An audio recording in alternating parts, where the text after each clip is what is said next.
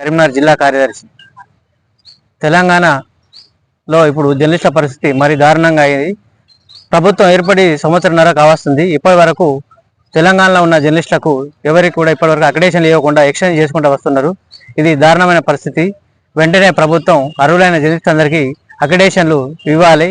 అదేవిధంగా కాంగ్రెస్ ప్రభుత్వం ఎన్నికల సందర్భంగా జర్నలిస్టులకు అనేక హామీలు ఇచ్చింది, సమస్యలు పరిష్కరిస్తామని చెప్పింది.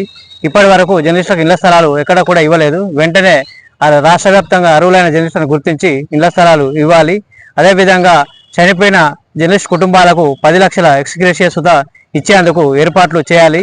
అదేవిధంగా రాష్ట్రంలో ఉన్న జర్నలిస్టులకు ప్రత్యేక శిక్షణా తరగతులు ఏర్పాటు చేసి వృత్తి నైపుణ్యాన్ని పెంచాలని తెలంగాణ వర్కింగ్ జర్నలిస్ట్ ఫెడరేషన్ పక్షాన మేము ప్రభుత్వాన్ని కోరుతున్నాం. వెంటనే అక్రిడేషన్ అనే ప్రక్రియ ఇది ఒక గుర్తింపు, ప్రభుత్వం ఇచ్చే గుర్తింపు కాబట్టి ప్రభుత్వం దీన్ని వెంటనే చొరవ తీసుకొని కమిటీలను ఏర్పాటు చేసి అక్రిడేషన్ ప్రక్రియను వేగవంతం చేసి వెంటనే అందరికీ అక్రిడేషన్లు ఇవ్వాలని ఈ సందర్భంగా మేము ప్రభుత్వానికి విజ్ఞప్తి చేస్తున్నాం. అదేవిధంగా ఇళ్ల స్థలాలు అనేది చాలా మంది జర్నలిస్టులు కిరాయి ఇళ్లలో ఉంటూ అద్దెలు చెల్లించలేక చాలి వేతనాలతో చాలా ఇబ్బందులు పడుతున్నారు. ప్రభుత్వం దీన్ని గుర్తించి జర్నలిస్టులకు వెంటనే ఇళ్ల స్థలాలు ఇవ్వాలని కోరుతున్నాం.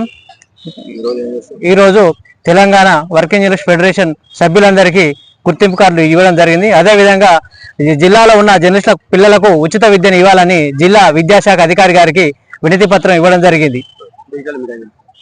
అదేవిధంగా ప్రభుత్వం రాష్ట్రంలో ఉన్న డిజిటల్ మీడియాను గుర్తించి దానికి ఒక ప్రత్యేక పాలసీని రూపొందించాలి. వారికి ఇతర మీడియాతో పాటు వారికి కూడా అన్ని సౌకర్యాలు కల్పించాలని తెలంగాణ వర్కింగ్ జర్నలిస్ట్ ఫెడరేషన్ పక్షాన మేము ప్రభుత్వాన్ని కోరుతా ఉన్నాం.